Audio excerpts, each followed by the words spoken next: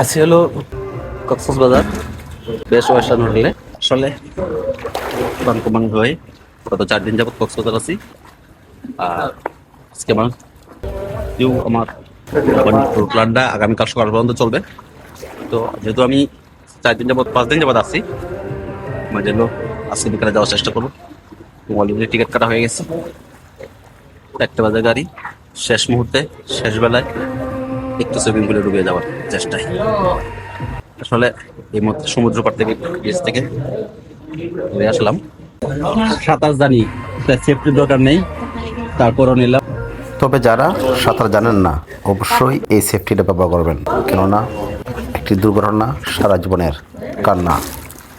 তবে যারা যারা কক্সবাজার ঘুরতে আসবেন অবশ্যই এমন একটা হোটেল চুজ করবেন যে হোটেলে সুইমিং পুল থাকে।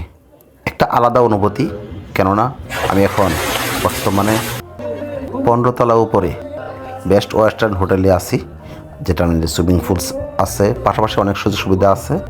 আমার কাছে খুবই ভালো লাগে, কেননা এই সমস্ত সুবিধা যে সমস্ত হোটেলে থাকে অসাধারণ লাগে।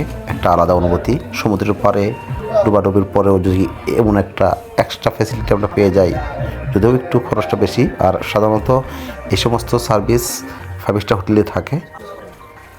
তবে আমার মতো কারা কারা এরকম সুইমিং পুলে ডুবিয়েছেন অবশ্যই সেই অনুভূতিটা ভুলে যাবেন। আজকের মতো বিদায়, আল্লাহ হাফেজ। দেখা হবে অন্য দিন অন্য একটা ভিডিওতে।